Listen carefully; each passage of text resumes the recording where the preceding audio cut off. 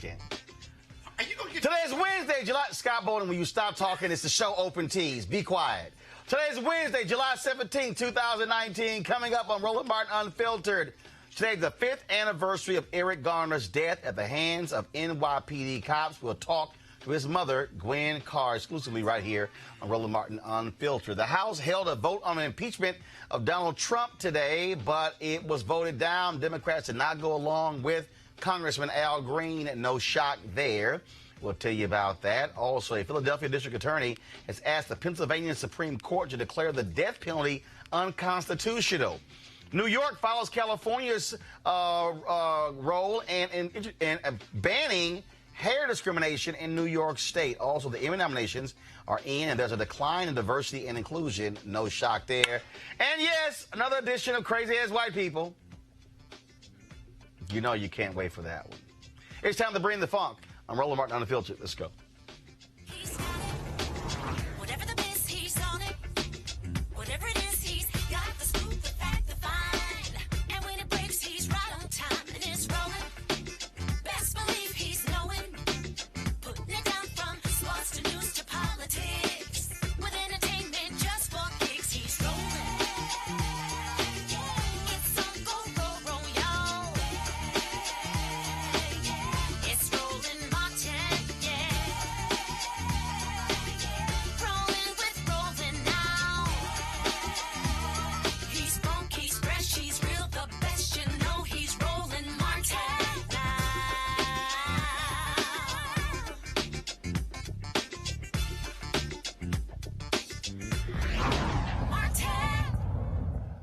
Folks, the House voted down an impeachment resolution today introduced by Congressman Al Green of Houston. He wanted to begin impeachment proceedings against Donald Trump. He has certainly earned it, but Speaker Nancy Pelosi, she has been arguing for them to take this very slow. It's been a contentious several weeks since, of course, Bob Mueller released his report laying out potential obstruction of justice by Donald Trump. He left it up to Congress to make the determination. He said he could not do so because of this silly memo written during the Nixon administration saying that the president cannot actually be indicted, which is actually BS if you say that somehow he's above the law. Let's talk about this right now with Mike Brown, former DNC Finance Chair Committee, former Vice Chair, DNC Finance Committee, and also A. Scott Bolden, Aloysius Scott Bolden, former Chair, National Bar Association, PAC. I was joking about that. Is that what the A stands for? My name is A. Scott Bolden. Just call me Scott, sir. What does the A stand for? Alan, A-L-A-N. You lying. It says for Aloysius. Don't even front. That's what it stands for. I'll be watching from above. Don't do that. And from above, she's going to lay hands on you as well, but disrespecting me. All right, let's get right to it. It's no shock, Michael, that this has failed Pelosi. She always had the votes, but what she is dealing with is a very, very unsettled, angry constituency on the left who wants this man held accountable. He has ordered his folks to ignore subpoenas from this administration. They will not testify. Even folks who no longer even work for the White House, they're claiming blanket immunity on everything. At what point, though, does Nancy Pelosi have to do something? And the strategy is, well, hopefully the courts will agree with us on this. But, again, when you got a restless body of people, they're not going to make it easy. You know, as you and I have talked about it, you know, I'm a loyal soldier of Speaker Pelosi. But on this one, I think she may be miscalculating.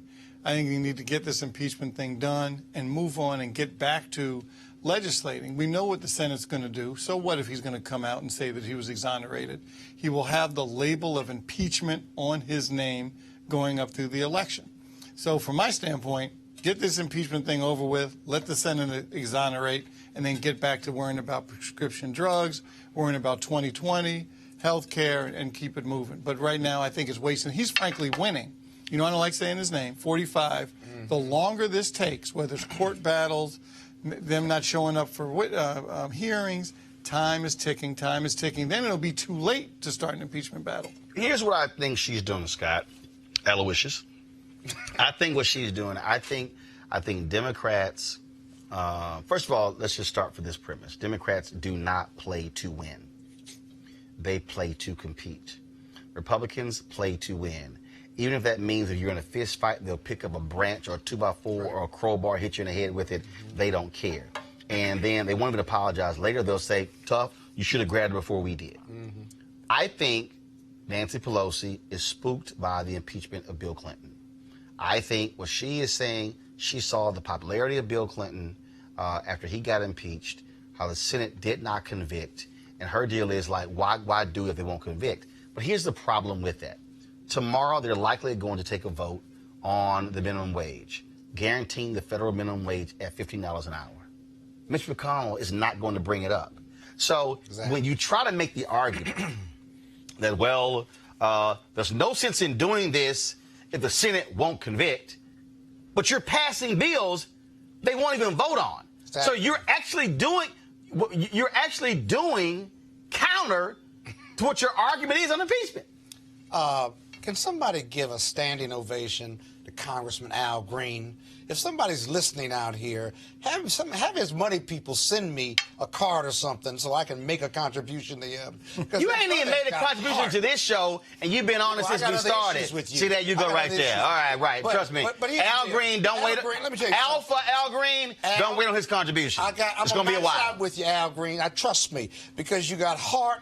Okay, I'm going to text him right now and tell him. Urgency of this. You tell him. He understands the urgency of the moment, that this strategy of hanging back and counting votes, and if you can't get a conviction, then you don't move forward on the constitutional requirement that you move forward. I'll tell you something else it does.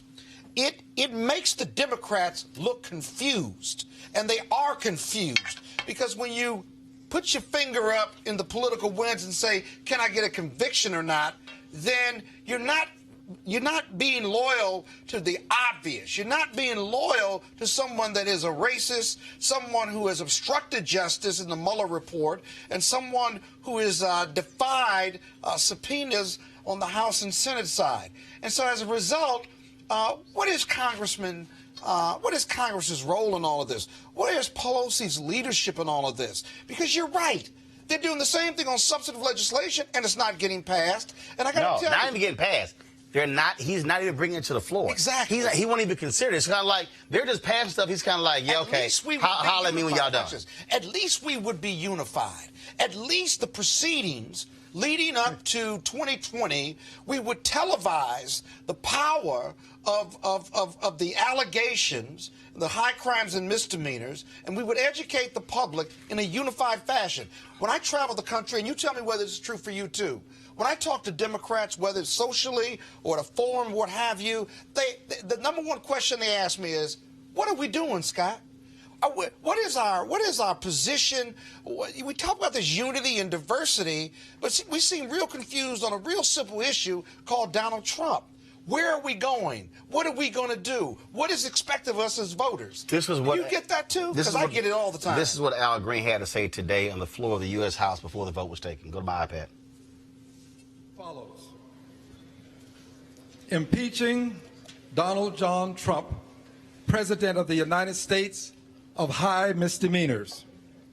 Resolved that Donald John Trump, President of the United States, is unfit to be president, unfit to represent the American values of decency and morality, respectability and civility, honesty and propriety, reputability and integrity, is unfit to defend the ideals that have made America great, unfit to defend liberty and justice for all, as extolled in the Pledge of Allegiance, is unfit to defend the American ideal of all persons being created equal, as exalted in the Declaration of Independence, is unfit to ensure domestic tranquility, promote the general welfare, and to ensure the blessings of liberty to ourselves and our posterity, as lauded in the preamble of the United States Constitution. Is unfit to protect government of the people, by the people, for the people, as elucidated in the Gettysburg Address, and is impeached for high misdemeanors, that the following article of impeachment be exhibited to the Senate. Article of impeachment exhibited by the House of Representatives of the United States in the name of itself, of the people of the United States, against Donald John Trump, President of the United States, in maintenance and support of its impeachment against him for high misdemeanors committed as president, constituting harm to American society, to the manifest injury of the people of the United States. Article 1, the House of Representatives on July 16, 2019, strongly condemned President Donald Trump's racist comments that have legitimized and increased fear and hatred of new Americans and people of color by saying that our fellow Americans who are immigrants and those who may look to the president like immigrants should go back to other countries, by referring to immigrants and asylum seekers as invaders, and by saying that members of Congress who are immigrants or those of our colleagues who are wrongly assumed to be immigrants do not belong in Congress or in the United States of America. In all of this, the aforementioned Donald John Trump. Well, Monique Presley, principal Presley Law Firm. So Pelosi has a strategy. The vote was 332 to 95. And they had to act within 2 days of him filing the resolution, based upon the rules and procedures. Do you agree that what Pelosi is doing, taking this thing very slowly, is the appropriate task? Does it make Trump look emboldened, look stronger by pretty much saying, to hell with everything y'all do, I'm not going to send anybody to Capitol Hill, they're not going to testify, we're not going to go down. In fact, also now Bob Barr is now trying to get the Democrats to delay their contempt vote for him and Wilbur Ross, the Commerce Secretary. Do I agree with what Pelosi is doing? No. Why?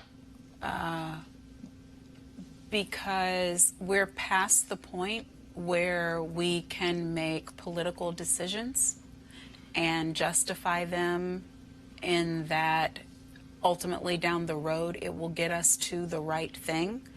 We're at the point where people who are brown and black and woman and man and horse, dog, cat need to see that there are leaders whom, when we elect them, will do the right thing for the sake of it being the right thing, and will bear the brunt of the consequences for that, and will blaze a path forward from the right thing that is done. There's no doubt in my mind, I'm a supporter of Speaker Pelosi. There's no doubt in my mind that she knows that Donald John Trump is a criminal. She knows that he should be impeached. She's trying to do what is right in her mind as Speaker and push forward an agenda for the Democrats. But there are people in this country who are neither Democrat nor Republican who are just hurting, who are injured. But here is the problem with what I have with Democrats keep saying, oh, we got to focus on our agenda. He is your agenda. Exactly. His policies and fighting his policies are your agenda. And he's blocking your other agenda items. And the reality, Michael, the reality here, that is critically important to understand, is that his agenda is to ignore you, is to trash you, is to flout the law, is to make you appear to be impotent and weak. And that's what he's actually doing.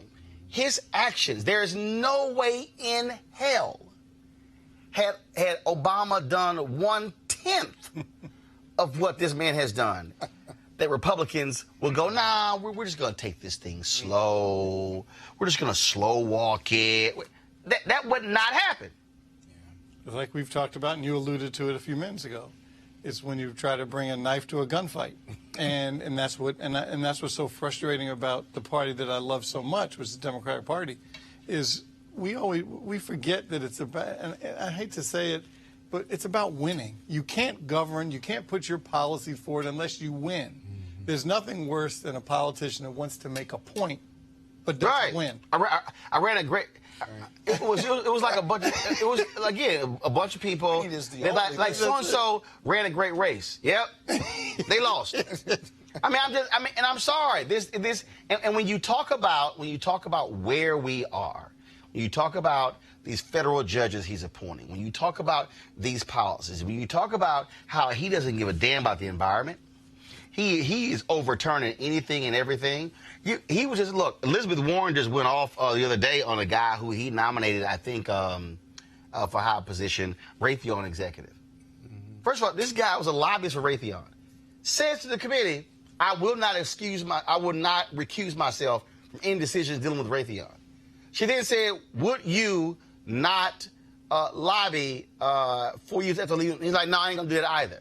I ain't damn all that. I mean, it's like what he has done is he is literally putting evil folks in charge of everything and then going, what y'all gonna do? Mm-hmm. And I'm sorry, you have to fight that, and you can't play this game of, oh, but if we play it safe, we got the election next year, you know what, we can beat them there. Okay, that is the plan, but you might not. Yeah. Then what? And they could spend the next, it's July right now, August, September, October, November, December, January. It may take them a good 6, 8, 9 months to get through the impeachment process, maybe less than that. But along the way, they have these televised hearings, and the evidence, they're making their case really to the American public. And that's the point of the hearing. Exactly. Monique, if you look at the polling number with Nixon, first of all, nobody wants to go through impeachment. It's not like, yeah, what the heck, we'll go through it. Right. No. This is not like in other countries where they'll switch a prime minister in the middle of a term like it's no big deal. In the Nixon administration, it was low 20s, maybe high 30s. Folks like impeach. But it wasn't until the daily hearings and witnesses and listening to what was done and going over it methodically where that number went up and up and up and up. And that's what led Howard Baker to make that slow walk up. That long walk up Pennsylvania right. Avenue. That's Say, right. It's time for you to go. It's time. It's time for you to go. It's time. Speaker Why Pelosi, is that so hard? Go ahead. Speaker Pelosi is not referencing Nixon. She's referencing Clinton. No, I understand that. She's referencing something that is not just within all of our memory. It's something that's within her time of service. But here's the problem. Here's the problem where I think she's dead wrong. I remember the Clinton deal. The Clinton deal came down to one thing. Y'all trying to impeach him over a blowjob? Just straight up. Basically. Sex? That's what it came down to for a liberal. No. But the GOP, Roland, No. as we've said over and over again. No. What I'm saying is... Let me finish. Stand down. Let me finish. Please. It came down to, it wasn't Whitewater and McDougal and whatever. It was like, wait a minute, hold up. Because if you listen to all, y'all are pretty much saying he lied about sex. Yes. That's what pretty much the American public heard. That was it. In this case, we ain't talking about sex. We're talking about Russians. We're talking about meetings. We're talking about lying. We're talking about destroying evidence. We're talking about a number of things that were in the Mueller report. 10 to 15 different examples. This ain't sex. Okay.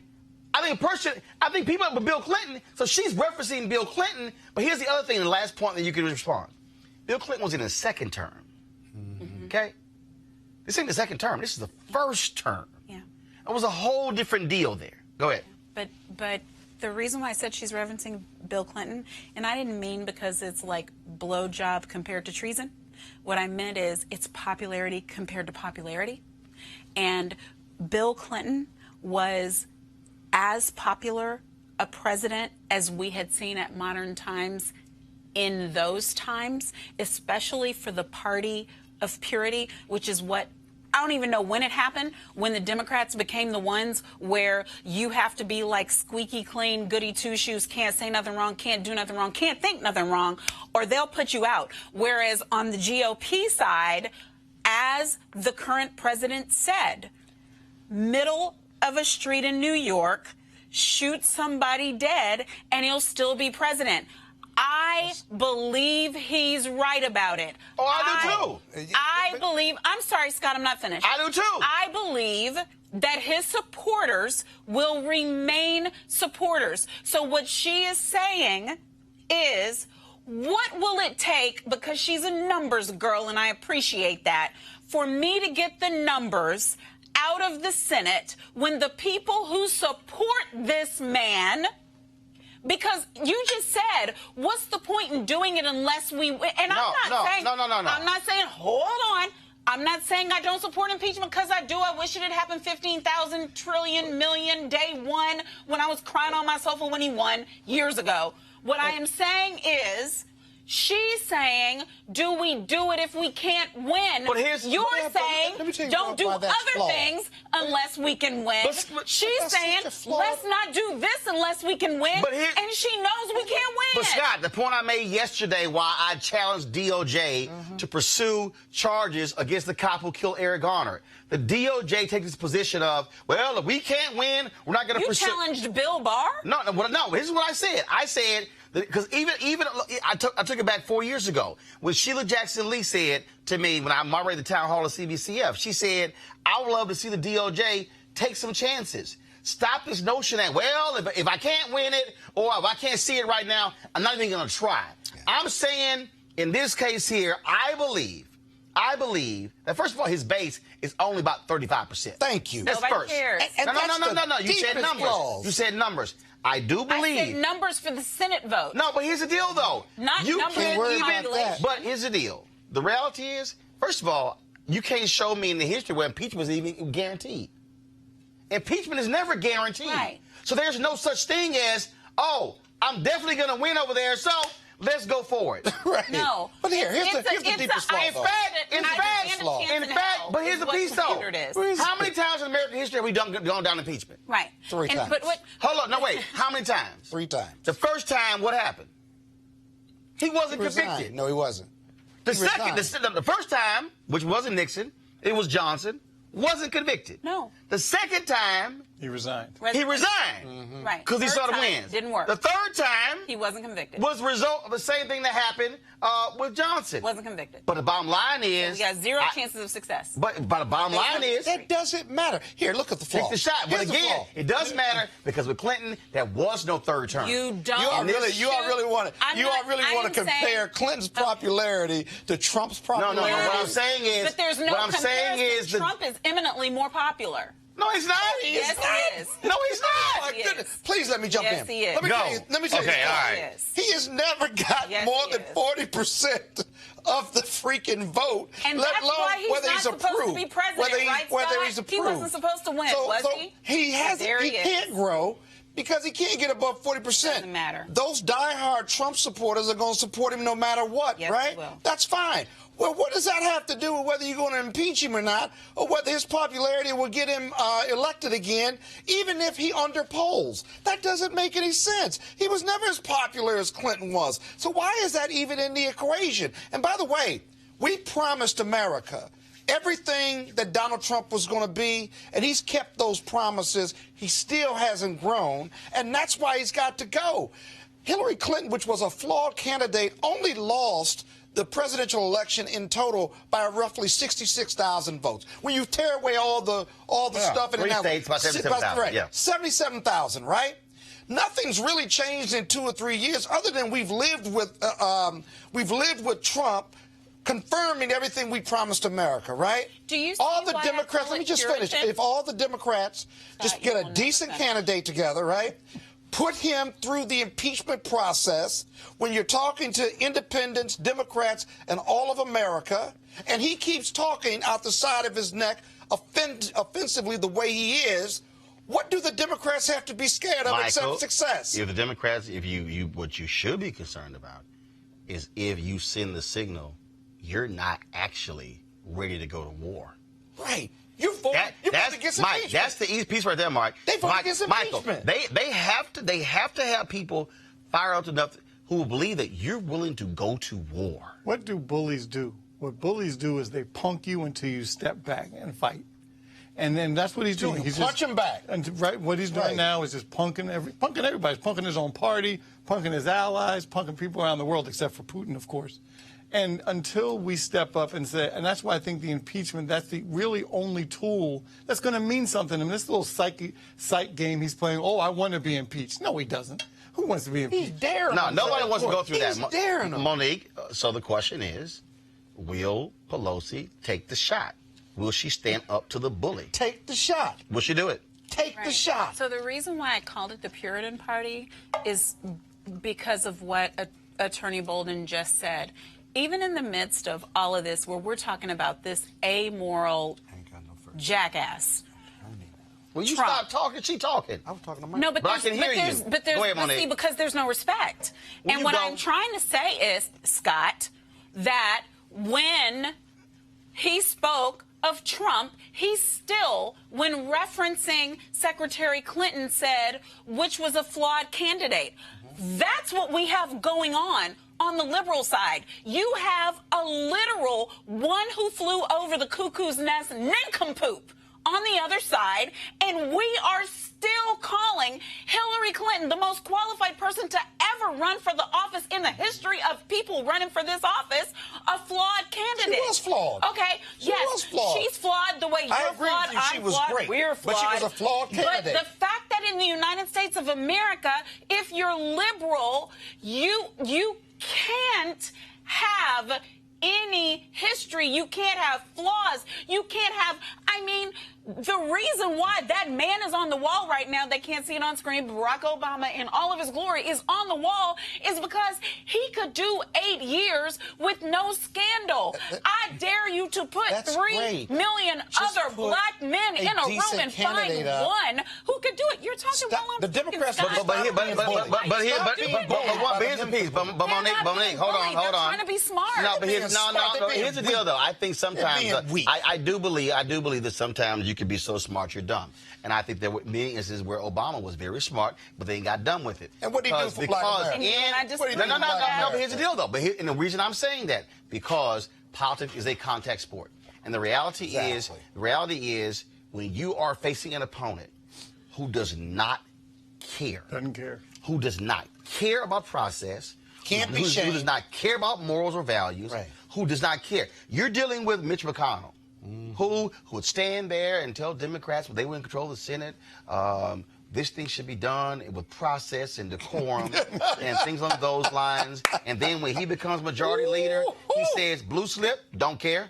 Oh, the rule where I need both senators to agree, don't care. They even had one federal judge where the Republican senator in Wisconsin did not agree moving forward. He was like, don't give a damn. That person going forward. Why would you bloody yourself if you can't win? If you No, know, no, if bloody you know yourself. you've got a president who doesn't care, and you've got McConnell, who you know to me is the one man who really should not have all that power. No, but here's the deal, though. But here's what you do. Here's why you do it. Bloody yourself for what? No. It's not even bloody yourself. You do it. Oh, it's gonna be No. You do it because you make it perfectly clear. You got the White House, and y'all control the Senate. What's the only thing that I do? I control the House. And so I'm going to take you through the ringer. I'm going to put the evidence in front of the American people. I'm going to have the hearings. I'm going to show everybody and see, and they don't want that. Exactly. Because what they don't, which is why it was a sham when Barr came out and gave his interpretation of the report, and all these idiots in the media said, he was cleared. As opposed to going, can we read it for ourselves? Right. And then when the report gets released, it's kind of like, that's kind of not what Bob Barr, that's not really what Nothing like happened. he said. So we may not want to reconsider. What I'm saying is, to your point, I can't take the bully down unless I throw a punch. That's right. But if I don't throw a punch, it's going to embolden him. Now, I see they finally decided to get some guts. Folks, just a moment ago, in the vote of 230 to 198, the House voted to hold Attorney General William Barr and Commerce Secretary Wilbur Ross in criminal contempt of Congress for their refusals to turn over key documents tied to the 2020 census. Let's go. To me, Now that's let's go. Huh? Let's that's go. Useful. Yeah. That's immediate. Yeah. Okay. That's all right. Okay. court enforceable. For the person at home, what the hell does that mean? It means that if they Anybody in handcuffs, perp walk? that's in the foreseeable future. It's not like Not if with you the start an Republican U.S. impeachment Attorney's Office. hearing. But that's the thing that I'm saying about DOJ challenge. DOJ challenge means Barr challenge. Anybody who expected that the Garner matter was going to turn out a different way, did they forget who the Attorney General is? I don't but let's understand stay what on we're the doing. impeachment. So hold on. Wait. No, hold up. No. I need to hear what it means. First of all, you said let's stay on impeachment. I'm talking about this here. Hold on. So now, as a result of this vote, now the committee can now take Barr and Ross to federal court. Yes. According to the New York Times, to seek judicial enforcement of subpoenas for the materials in questions.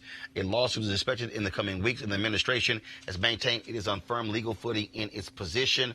Also, what you have here, obviously, by this decision, first of all, the action refers them to the DOJ for prosecution. Exactly. Well, the DOJ ain't gonna do it. It's run by Barr, ain't gonna do it as well. But also, it adds them, because prior to this, Eric Holder was the only member of Congress, only cabinet member ever held in contempt by Congress, and so now he has some company. And then it was squashed. But the question here is really, again, if you're Democrats, what is your next step? Because again, this man does not care. He does not believe in any rules whatsoever. The only way to put him on the defensive is they have to make a decision. If you start impeachment proceedings, you put him on the defensive. By now, he has to either put on a case or he doesn't.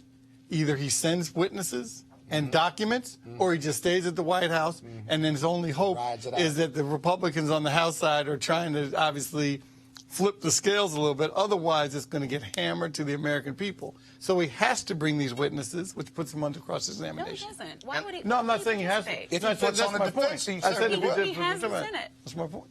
What does it matter? Because the House prosecutes. But that's my Right. He has the Senate. No. Well, first of all, Show up for what? No. The House prosecutes. The Senate Who's the determines. trial?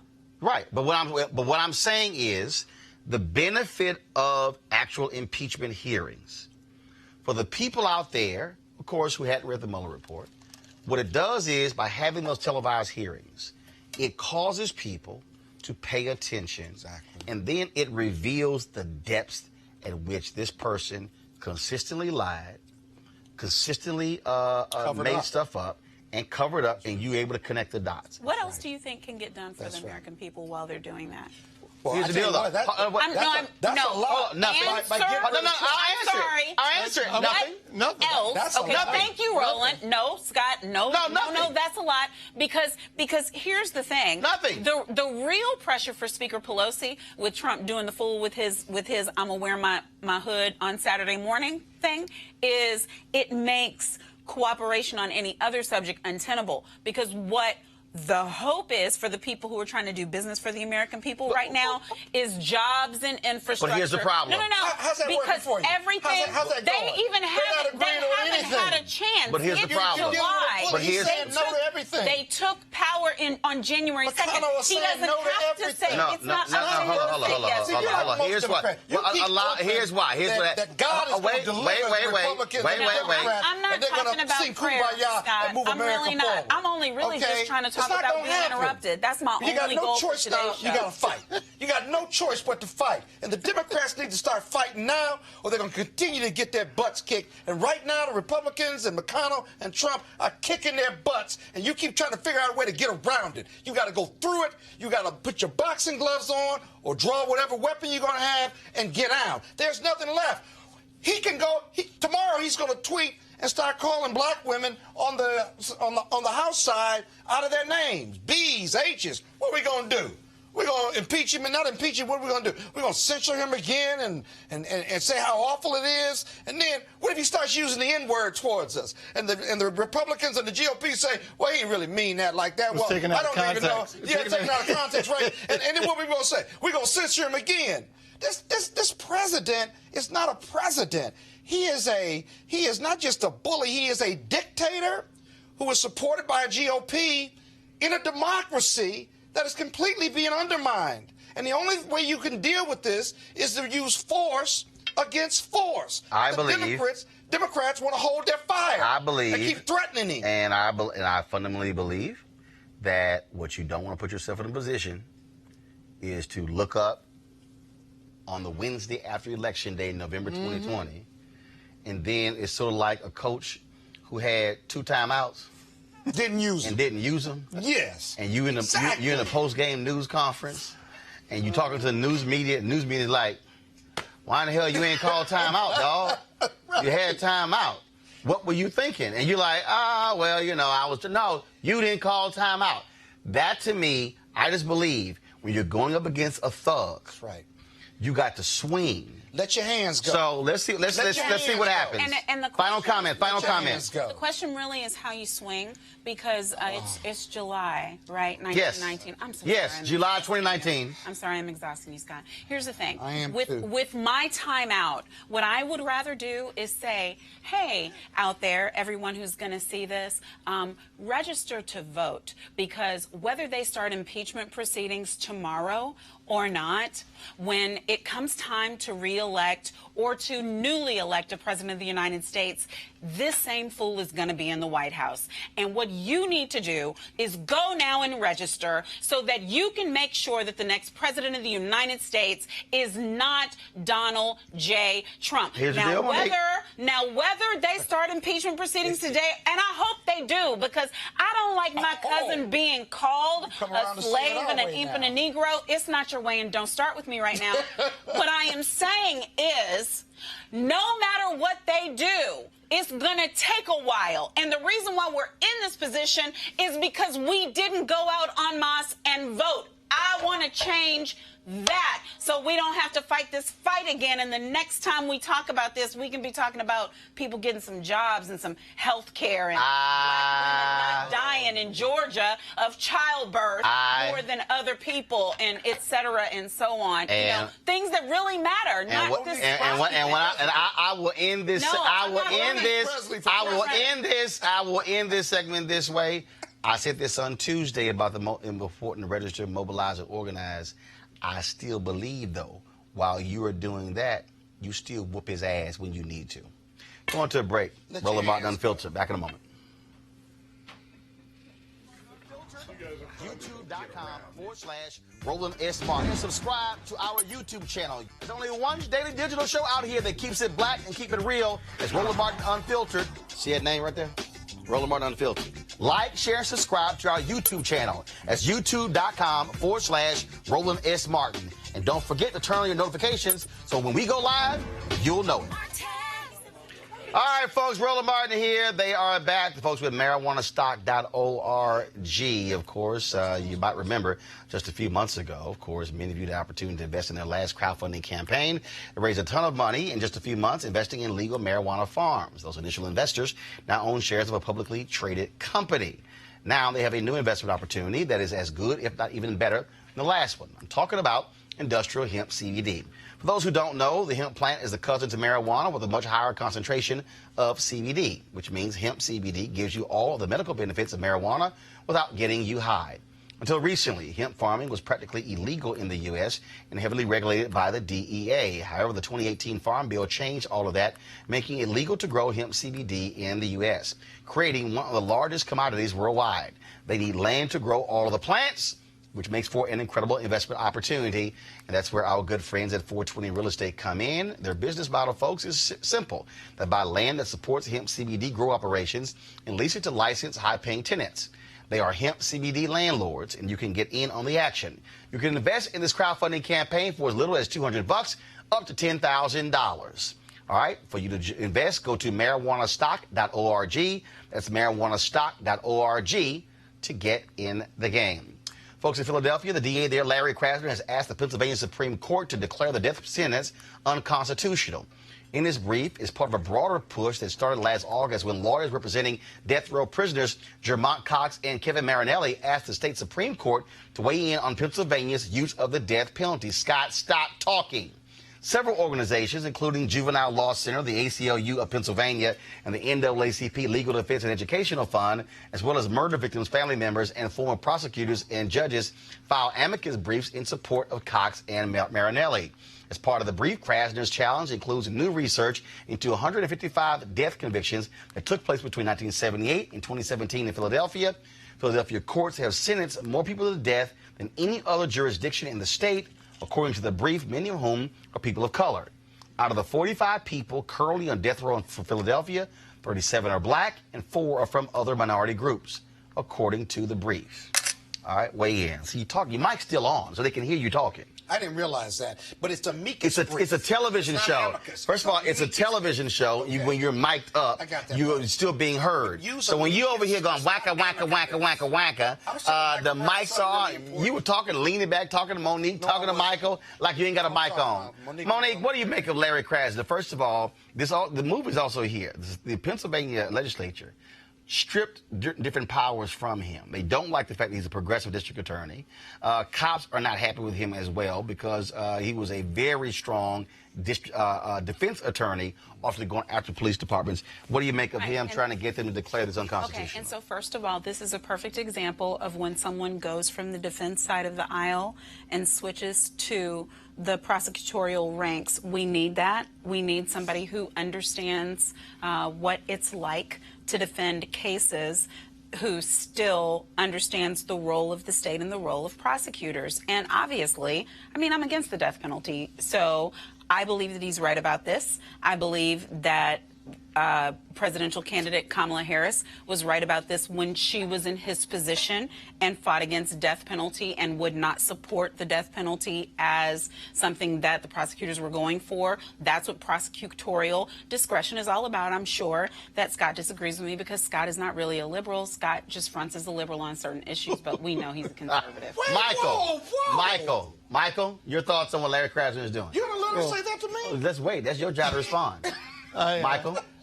I, too, am against death penalty, except in certain cases. But elections have consequences, and these kind of appointees, it depends on who wins elections and makes these appointees, and that's how decisions are made. So to your point, Roland, to your point, Mr. President, you got to get out, you got to mobilize, you got to register and vote, because you can't sit back the next day and wonder, oh, my goodness, what happened? And one last point about this whole getting out to vote. Everyone has a candidate in this primary.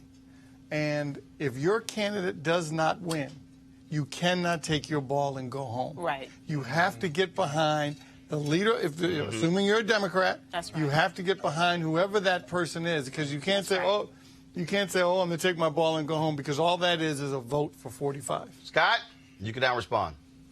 I don't like labels, because I look at issues, and like Democrats all look at issues. So on this particular issue, since I'm a former prosecutor and the only one on the panel, right? Monique, were you a prosecutor? Yes. Oh, well, there are two of us. We're the only two on the panel then. No, I'm just saying, but you were assuming you were the only one. Well, I did not. I want to read bio. I know Go ahead. history, but Go ahead. But here's the deal. Obviously, I don't support the death penalty because of its disparate impact on people of color in my own community. Okay, that's the first thing. So, secondly, I do think that the legislature, who's tried to take his powers, they actually wanted them to share powers with the state's attorney general, and the state's attorney general has indicated that he's not going to usurp that power, even though the Senate and the House gave him that power. But this is happening in other parts of the country, too. There are like at least 4 or 5 other district attorneys of major urban centers who are taking this position against the death penalty. The reality... Aaron Masayala, the first black state's attorney in Florida, of course, pissed off then Governor Rick Scott, who tried to, who said he was taking any death penalty case from her jurisdiction. And so, yeah, you have other places where they've done that. Go ahead. This is an extraordinary measure by the DA to go directly to the Supreme Court. They've got to decide to take it up, and then they've got to rule on it, whether it's disproportionate impact. But the other thing that they're finding is that the lack of good legal counsel is a factor that has put people of color, poor people, on death row in several jurisdictions. In fact, the reason they've been delayed in not being executed has been because they've been winning these motions recently against for ineffective assistance of counsel. So that's all in the mix. But I think it's a good move.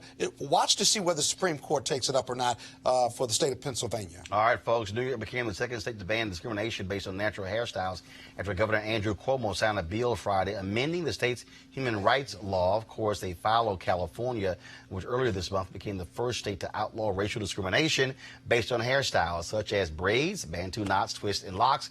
The bill's provisions are effective immediately. The New York City Commission on Human Rights issued new guidance in February that banned discrimination on the basis of hair or hairstyle in workplaces, schools, and public places. This is what, when I was talking the other day about white fear, and I was talking about how in this country everything has been done through a white prism. This is a perfect example, because I think back to when Black Enterprise, when Earl Graves mandated that you couldn't have locks, you couldn't have dreads if you worked at Black Enterprise, because he said, look, this is what Wall Street, this is what corporate America wants, so therefore we're going to train you to conform to what they want. When the reality is that's a white standard. It's a white standard. Now, the problem is when all of a sudden it becomes, oh, you can't have facial hair, you can't have this. I think back to, I remember I was going back and forth with somebody that was this week you talking about how there's no need for the EEOC. And that was a case where there was a black woman, more than qualified, applied for a job with the Veterans Administration in Virginia. Impeccable credentials. When she left the interview, they begin to meet, and a white male on the panel says, I just don't like her hair. Like, damn credentials. Forget all her work experience, didn't like her hair. They didn't give her the job. She sued, she won back pay, won 70 grand as well, cost those taxpayers because somebody said, I don't like your hair. And Monique, this is, again, I think what is happening, and this is why I keep talking about white fear. White norms, white standards are now being altered because you have more people of color in the workplace in powerful positions who are now saying, hell no. You got black women who are now on television wearing natural hair when you had news directors for a long time saying, need a perm, did you get this stuff taken care of? And so when we talk about, as we move closer to becoming a nation majority of people of color, the view of what's right, what's proper is going to change because it's no longer going to be white is right and everybody else step back. Can't wait to hear this. You would be excited. I'm going to have a confession.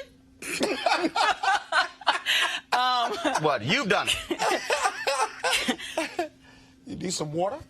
I feel like I do. I feel like I'm sort of kind of choking I wish up. you'd hurry up and get it out, because I only got 11 minutes left in the show. Roland wants me to spit it out. Here's the thing. In the government sector, I believe that this is correct. In the private sector, I believe that people need to be able to hire people based on what is going to get a successful result for their client. That's not what I said. Whatever that is. But happens, but that is still a white standard. Okay. And I'm not necessarily disagreeing, except when it's implemented by black folk. No, but that's a white standard. Yeah, but my standard is not necessarily a white standard. I just like it's just an no. I like Okay, what I all right. like So standard. no, hold up. So if you're black and you say, I'm sorry, you can't have locks. First of all, that came from someplace, Mike. That view of what's not right, what's not proper, came from somewhere. It's not just, I don't like that. It's not just right or proper. It's, I'm going to send you in the room, and they're going to kick you out of the room before you have an opportunity to represent what you could do well, our business, our client, right. but whatever. But the argument it's not that I don't think it's right or wrong. But it's like I would send, God knows, I fight with Scott, but I would send Scott anywhere because I know that the way that he has this image put together, he can be in Dubai. But- he can go to Africa. He can go down the street to the government. If Scott is my attorney, I don't have any fears. But there are Michael, a lot of different things that could change about Scott that would make me be like, whoa, I just don't know if you're right for this right now. But Michael, including federal court. but again, Michael, but what I'm getting to again, I'm getting to what is a broader issue, a deeper issue in terms of what are white norms and values. So, for instance, in the television industry and in the radio industry, for the longest, it was you needed the voice. It was the Midwest voice. The Midwest voice. Not Southern, the whole deal in television was Basic. you needed the Midwest voice. And then when you would actually ask people, what the hell is the Midwest voice? Really? It was like, and what was the whole deal with Johnny Carson? We're playing to Peoria. Okay? What the hell is Peoria? What they were really saying was, we're playing to white people in the Midwest. I was in Dallas. This was the most KRLD radio. Jack Hines was a news director. Very deep voice, you know, that Midwest sound. So Jack called me to, let me repeat it. I was at KRLD radio in Dallas, in Texas. Jack Hines calls me in and tells me I need to go to a voice coach. He said, because I have a slight twang. I said, Good for him. Jack, your ass ain't from here. I'm from here. Hell yeah, I sound like I'm from Texas. 'Cause damn it, we in Texas. Your ass don't sound like you from here. I said, I can guarantee you, everybody listen to what the hell I'm talking about. And it was sort of this, and again, that standard came, and that was a white standard. When you go on television, watch your clothes. It's like, don't you wear dashiki? Okay, because, again, that's a white standard. It is. Because the real deal is we ain't trying to scare white folks. It's not just white, though. But you're scaring them. No, but hold on. But here's the deal, But here's the deal, Michael. I hear what Monique is saying, but when we, first of all, the brilliance of white supremacy is not only has it told us what's good and what's bad. It's really from their perspective. And white folks have also bought into it as well. It's really a white standard. So what if, in these kind of situations, we've had this on the show before, what if the standard was you cannot come to work with straight blonde hair and blue eyes? It's a whole bunch of white folks who can't show up. Can't show up. Right, if that's the standard. Because you're going to scare my client. You're going to scare my customer. Wouldn't that be an interesting world? Hell yeah, it would. And if y'all want to see that, You're acting like. and if y'all want to see that, see that world, there's a movie called White Man's Burden, starring John Travolta and Harry Belafonte. I got the DVD. It's a hell of a movie where the whole deal was flipped, where white folks are broke and destitute, get the death penalty, and we in charge. One hell of a movie. If y'all want to see that world, just walk into black-owned businesses. No. Don't act like it's fantasy time. No. We select people who look like us, who present like us. We prefer our own. Pan the room to find a blonde-haired, blue-eyed woman. But that's not the we issue. do that, and we have a right to. Can we talk? What I am saying is that when you're in private industry, because you said, what if? And I'm saying, and so, because... No. And White standard. I don't know. Listen. It's a white standard. Do What we if it's have a professional entrepreneurs on the standard? panel? What if it's a How professional many standard? of us Define have professional. hired Okay. blonde-haired, Depends on the culture of the blue-eyed, organization. thin women? First of all, I've hired people. are they now? I've hired big people, thin people. I've hired black people, We white weren't people. talking about look. No, but I'm talking about. What I'm talking about I'll is confess it, I when we haven't. when we I hired when we black talk people. about these norms and Whatever. values, we are talking about white. But it's Standards more that complicated than no, it's not. It It's is. real simple. Especially in the private Standards that have sector. been devised and implemented I by agree white with you, people Scott. that we have accepted Record me. as the rule. And then what happens is when we come in and we change the rule, they're like, okay, what happened? Because somebody black came in and said, that's a stupid rule. But it Scott doesn't is a hiring happen that way, partner, though. and I agree with him. But you know Scott got the white standards in his law firm. Really? I thought you have were gonna say in standards his and blood. culture in the law firm.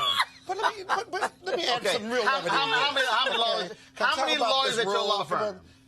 In D.C. or otherwise? A total. Total? 1,700. 1,700. How many black lawyers? I don't know. I got 30% diversity in D.C. That, you answered my question. I ain't say diversity. 30% How of the many black 100 lawyers? I got 30% diversity in D.C., and that's 30 black or brown lawyers. No, how many black? I ain't say brown. Well, I don't know those numbers. That's better but I'm not done. I'm not done. The only numbers Okay, all right. How many black? for D.C. Okay, how many since black? I managed How many black partners? in D.C.?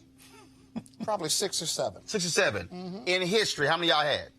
I don't know that. How old is the firm? 150 years old. Guess what? What? You had 150 years of white. You had 150 years of white folks determining what the rules were. So when you came in, you had to learn their system, their rules, their norms, had to learn their values, and had to implement learn it a culture. in order to white culture. For the firm and for our clients. Law firms are not a really good example of this. Most of You can say y'all what you wanna clients say. white? I don't know. Hell yeah. I don't see Scott, color. I was with I don't, you. Hell yeah. I don't see color. Scott, I you're don't. wrong. You You're don't see wrong. color? Back up. Stop. Just better drink some damn water. You better drink some damn water. You better drink some damn water. I don't know what stepped in as his color lawyer. I was like, ooh, Hey, Scott. hey, I know my was next with him. segment.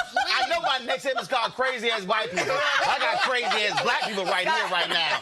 Go ahead, y'all. Go ahead, play it. Play it. I have something play to it. say about Too this bad. issue. Too bad. You never came to me. You went to her 3 times. You'll be all right. I don't like it. You messed it up for yourself. No, I didn't. I didn't mention it. On my property. Whoa! Hey! I'm uncomfortable. Hey, y'all. 22-year-old white woman who shot and killed a black man who drove away from the scene of an accident has been denied bond after a dramatic 911 call of the incident was played in court. In May, Kenneth Herring hit a truck and initially waited at the scene, but became disoriented and drove off. Could have been, concussion. Well, Hannah Payne called 911 claiming Herring was drunk and that she was going to follow him.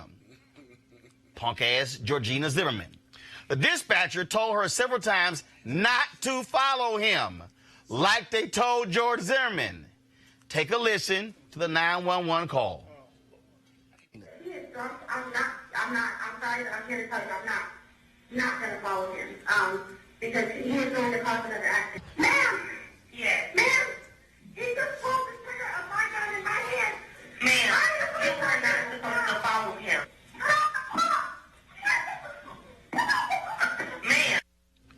Herring was believed to be having a medical emergency, and no drugs or alcohol were found in his system, according to toxicology reports. Okay, first of all, she told your dumb ass, don't follow him. And then you go, man, he pulled the trigger on my gun. Right. The only way, first of all, this man is dead. He's dead, okay? She's sitting there. No, I'm telling you, these white folks have lost their minds with how they're operating. They lost their minds. And while she may not have been right to have followed him and disobeyed an order, that's not criminal. Her defense in this case is going to be that she made a judgment decision in order to try to protect others. And so then there was a struggle for the gun. Whether he was drunk or not doesn't really matter. It's a real tragedy, but she's going to stay in jail. But watch for her defense. It's going to be a very difficult case to prosecute for the local prosecutors. Michael. I just think everything comes back to who's at 1600 Pennsylvania Avenue, how white folks feel they can treat black folks any old way. And they feel they can do it, and there are going to be no repercussions because he's treating the country any old way. So But why they can't thought I? that before. Yeah. What you have here, again, which is shameful. These white folks want vengeance. Dispatcher says, don't follow. Don't follow them. It's no difference when police departments have rules that say, police do not enter into car chases. When that cop goes, forget that, I'm chasing them. Don't shoot somebody in the back when they're running away, not harming you. Oh, no, I'm taking them down. That's really what we're dealing with here. No, this was murder. Absolutely. And I don't call her crazy necessarily. Homicidal, yes.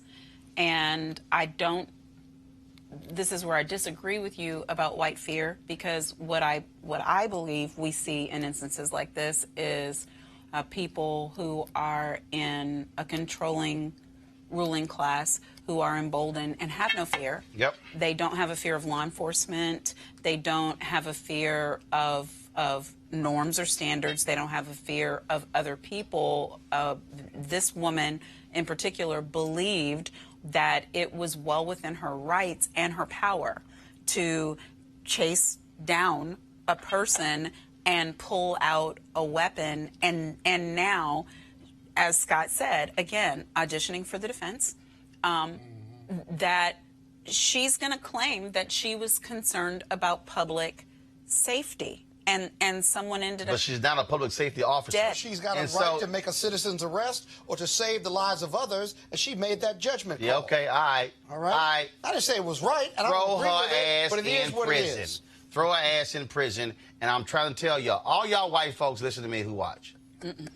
And listen. Well, how many is that? When the dispatcher, more than black laws is your law firm. No, this is real simple. I get, but not. See, when the dispatcher, right, you walk right into that one. So I don't know why you need to bring that back up with your 5 or 6 black lawyers. Here's the deal, y'all. I'm telling y'all right now. Not more. I'm telling y'all right now. Same thing. No, it is Same not. thing. Let me tell y'all right now. No, it is not. Y'all need to learn how to listen to dispatchers and stop. And see, this is also what happens when y'all folks who want to have guns. Because here's the real deal. When you got that gun, you think you really emboldened. I don't care what anybody says. You act differently when you don't have a gun. I believe you act with some common damn sense when you don't have a gun. When you got a gun, you think, oh, yeah, I'm big and bad. That's the fundamental problem with all these crazy white folks who walking around with guns yelling Second Amendment. And this brother is dead because she's stupid. It was a car accident. A car can get fixed. A car can get repaired. This is a life taken. I hope they send her trifling behind to prison, and LaQuisha is her bunkmate for the next 50 to 75 years. And she got to look at somebody black every day. I have no sympathy for her at all. Real quick, folks, because I'm trying to make it real clear they black. Because if I said Becky, you know who the hell I was talking about. All right, real quick, Ava DuVernay's When They See Us came in with the most nominations for people of color, including a first-time nod for lead actor in limited series or movie for Jarrell Jerome's stunning turn as the real-life Corey Wise, the Netflix limited series. Other folks nominated, Niecy Nash, Angelou Ellis. Also, Billy Porter for his turn of the groundbreaking FX drama Pose. Mahershala Ali received a nomination for his role in the third installment of True Detective. And also, of course, Viola Davis for lead actress in a drama. Anthony Anderson for lead actor in a comedy. Don Cheadle, lead actor in a comedy. All right, folks, I got to go. Be sure to support Roland Martin Unfiltered, please, by going to RolandMartinUnfiltered.com. Please, all your dollars help to make this show possible. Please give. Scott hasn't, but it's no shock. And so, again, go to RolandMartinUnfiltered.com to join our Bring the Funk fan club. I like your wife, not you. I love, join our Bring the Funk fan club. I'll see you guys tomorrow. I got to go. Politics and Prose. My girl Aisha Sase is here. I'm moderating her conversation for her new book, okay? I'll see y'all tomorrow. Scott. Holla! Stay black. Holla!